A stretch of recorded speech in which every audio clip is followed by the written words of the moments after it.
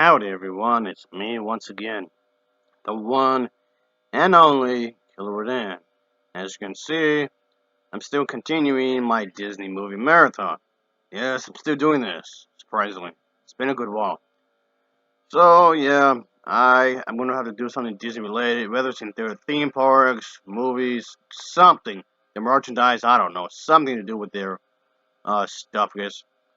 And I guess to be more exact, it's about Frozen 2. Yes, I realize I've spoken about this movie more times than any healthy human being should.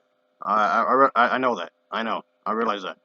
But to be more exact, is a response to this article that was made. Four things the parents should know about Frozen 2. So, okay, it seems pretty harmless at first. So, it's an article I want to inform parents about the content of the movie, which in itself isn't inherently wrong, really. But I came across this. That's one of the warning signs right there. Okay, to give you some idea of what I'm talking about here, some people might be thinking, okay, what to do? It's from a website and somebody who wrote the article or whatever. But okay, let me give you a bit of more of a, I guess, context here is that, yeah, faith, church. Yeah, I see where this is going. Yeah, oh boy. Anyway, the article goes on to say that, Elsa's supposed to be a compassionate, a courageous queen. Well, yeah. Who has always been a little different, as it reads. Well, yeah. As a child, as it continues to go on to, describe how she has character goes and how she grew up. Anyway, it goes on to say that she could create snow and ice with a flick of a wrist. I mean, yeah. Anybody who's seen the movie knows that. Her powers led to a few accidents, and of course, referring to the first film. She learned how to control her magical powers in yada yada yada. Again, the first film, and chaos ensued because of the first movie and whatnot. Kind of, sort of recapping the first movie in a extremely vague way, I guess you can say. But still, Elsa had always wondered why was she born with these magical powers. That question was referring to the sequel, since the sequel, Frozen 2, goes more into that. The first one film doesn't explain it really, but the first film goes off, and then you go and watch the second movie, and the second movie definitely goes into no more detail. It has something to do with the family or whatever. But okay, that question was, of course, referring to the first movie. But the article does give a spoiler warning sign, but which I'm not going to do. I'm not going to put any spoilers in this video, even though the article says it will. Because I realize that not everybody has seen the movie. I don't know how the good, it was pretty much all over the place, and it was released about a good 2 years ago. So, what the actual hell, people? I mean, if you haven't seen it, what's going on here? But anyway, I just figured I would use this as a response because I feel like it, um, a lot of these religious people often talk about Frozen anyway for one reason or another. I don't know why. Seems you seem to be picking this from quite often. While some say it's pro-Christian, while others say it's not. Which, okay, whatever. All right, yada yada. Let's just go more into it, I guess, just to give you more of a deal on time about here, because it's just for some reason religious stuff, whether it's negative or positive. Talking about a princess movie, it rubs me the wrong way. It's time to do this, even if it's in the positive. Looking at stuff that's not even there, at all.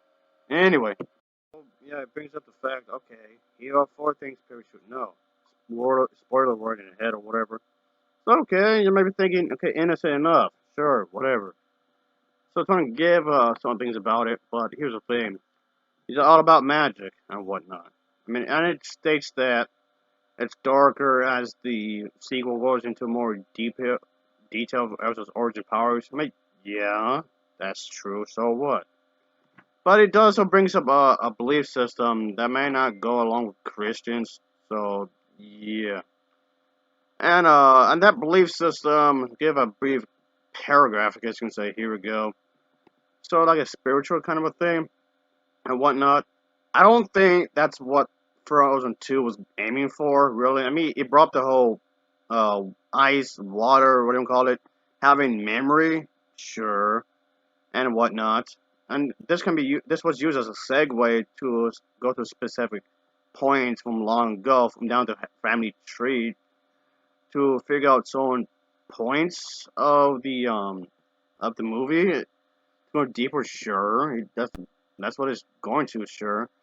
And then the whole thing with their father and whatnot, and the whole thing with the enchanted forest that they are protected by the most powerful spirits of these elements. Yeah, these elements are brought up, sure, but it's not being used in the same context as this individual is believing. I guess you would say it's trying to state. And also, being hearing this, there's like this call from the forest, which yes was intentionally a woman, of course, singing. That has something to do with the parents or whatnot, and she of course during the song yeah, Into the Unknown, she sings along accidentally. I guess you would say wakens everybody in town, which leads to people have to be evacuated, and this belief system that we're referring to is apparently a major theme of the plot. I mean, it does not, but okay. The article says water has a memory. Okay, I just said that, sure.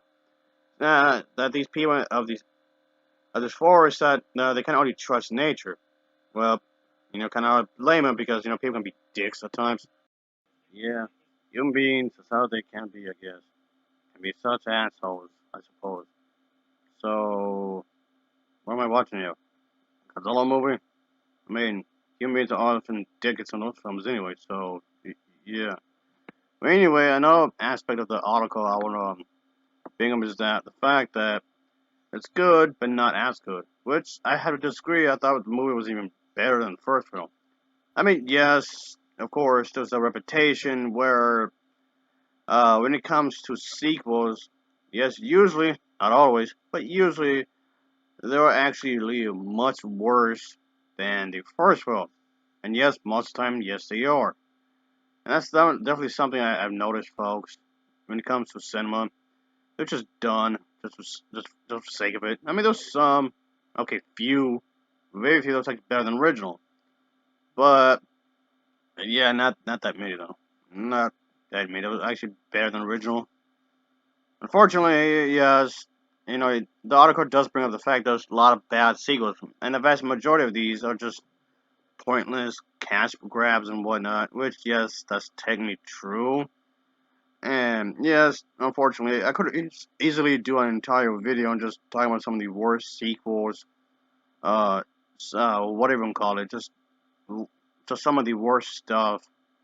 They're usually like spin-off or sequels or whatever you call them. Yes, the vast majority of these are just stupid. They're as pointless can be. Even though the other movie drew in a good conclusion, but these were made anyway just because the other part were, you know, popular. Just if anything, it was just a quick cash in and nothing else. And yes, like I said, for the most part, yes, that's true. These type of movies are just done just for the sake of it. They're not done just to expand the story or whatever, like some of the producers might believe. A lot of these are just as pointless can be. Yes, that's what they are. They don't. They actually insult the original by being nothing whatsoever and nothing at all. And yeah, like I said, I've seen lots of these, folks. I honestly seen quite a bit of these. Oh boy, it keeps going. But yeah, like I said, you stick around watching as many movies as I would, you start noticing a certain pattern comes this crap. But yeah, anyway, but going back to what I was saying a moment ago is that yes, for the most part, the sequels are terrible. But the article states it's making a reference to the music is not as catchy or something and whatnot, and the lack of a villain. Man, are you serious? Is that why you think it's not as good as the first film? Because there's a lack of a villain? I actually didn't mind that. It was more of an internal conflict, if anything. I do believe that's what helped it out to stand out compared to the first one. The first one, yes, had a villain, true, but I think that's a good thing here to not have a main villain like the first one have. So I don't know what you're talking about there. So the other part it brings up is that, oh, it's about love, friendship, and righting wrongs. I mean, okay, sticking together and being loyal to one another is a big theme of the movie, sure. And about righting wrongs, yeah, they only discovered that like much later into the film. That was not the initial goal, really, to right a wrong that a certain somebody had done. Yeah, that was not the part of the plan originally. They thought they only found out about that sort of thing much later into the movie. As everything progresses. So that's I don't know. You kind of don't say that. That's why they come in. No, that's not why. I mean, yes, it's focusing the two sisters, sure. And the film is trying to tell the story about, unconditional love between the two sisters, sure. But they stick together no matter what. Even though Princess Elsa might get angry at the queen, who is her older sister. You guys they get annoyed with each other quite a few times here and there, sure. I want to stick to it. I want to help each other out no matter what. So that's what. Yeah, I just rub my head right here because the thing is that of course Anna has no powers, but she's willing to sacrifice. I mean, the thing is that this is definitely something that gets brought up in this article. I'm just trying to scratch my head as to why exactly. Because a lot of Christians believe that you have to look out your family. Is that why you bring? Is that why the article bring this up? I'm gonna have to say take a good guess, yes, because a lot of people would try to and I guess inject some Christian values into the film. Some people have done it, not all of them, but some Christians have done it. But that's not what the film is trying to aim for, like whatsoever, like at all. But okay, let's just move on from that. Yeah, the last thing that this brings up is that it might be too scary for the little kids. I mean, okay, I won't exactly say this. It was a kids movie, more of a family movie. Yes, there's a difference, but it makes a reference to the whole thing with the big giant things. That's frightening. I mean, I don't think of all the moments in the film that were actually worse than the just looking. Oh, come on. There's a bit of it where she Anna wakes up the giant things and almost gets stomped upon, so she was almost killed. So I think that's the whole bit where she almost fell to her death. Let's see what else. Let me see. Yeah, that's like two examples that comes of bad. Out of the bad, and yeah, when that character potentially dying. But yeah, the article says that there's no swearing.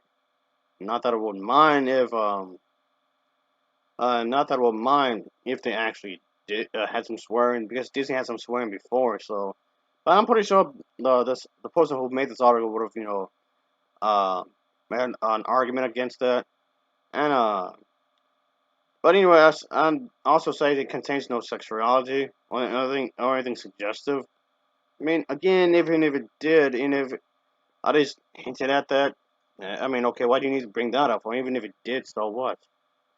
But yeah, trying to make some points that I mean, yes, Elsa and Anna was separated for a good while.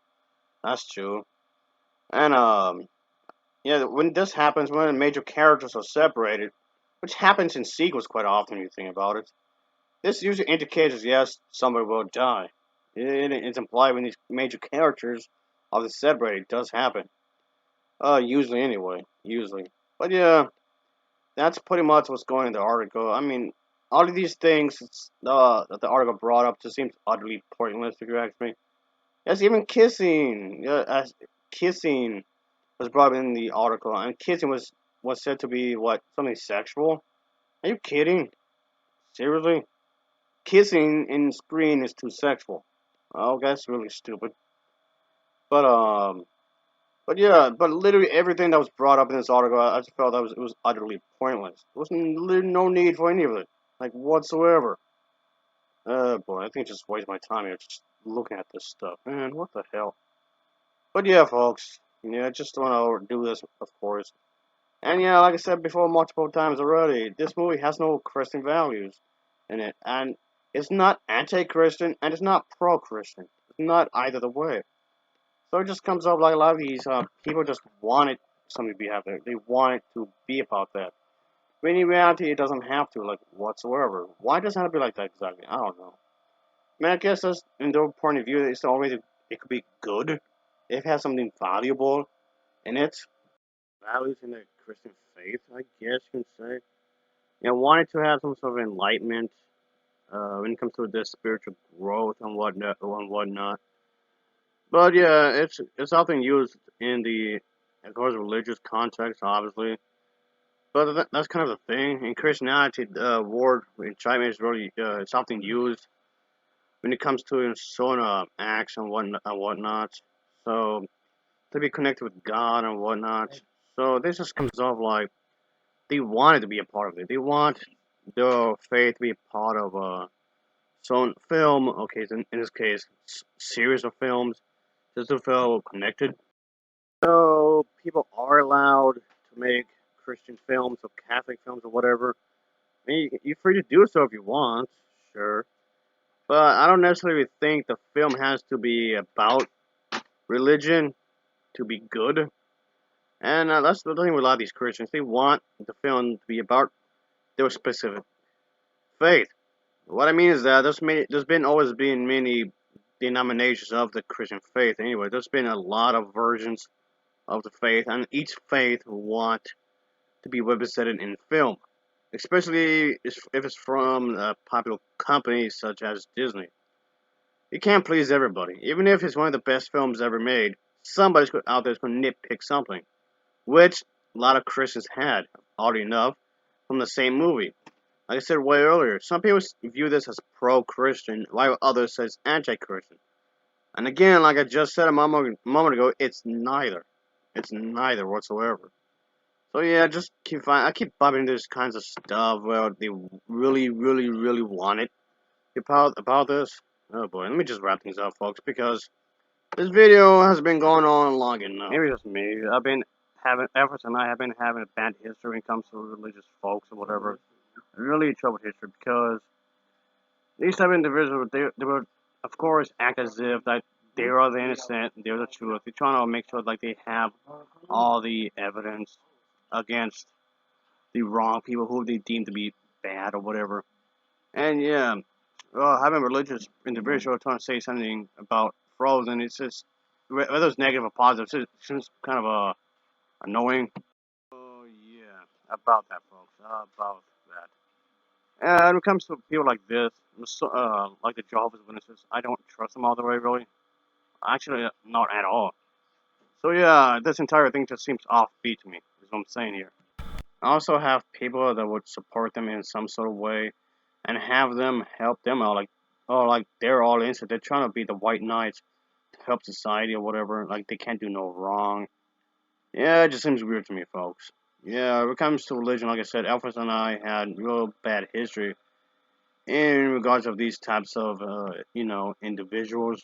Just basically me responding to this said article, which, like I said, I really felt that was completely unnecessary overall. There was nothing to gain from this, really. There was really nothing to gain for this whatsoever. But it just came out like they're trying to attach this film to their faith, to the individual faith, whatever. Which again, like I said, I feel it's not that's definitely not needed. You don't necessarily have to be about to be good. You can be good in a different way. There's that. Well, whatever, I guess. As always, thanks for watching and take care. Until next time, I suppose, whenever that will be. Yeah, I guess I was using this as an excuse to talk about Frozen, guys. Again. Whatever. Later. Later. Later.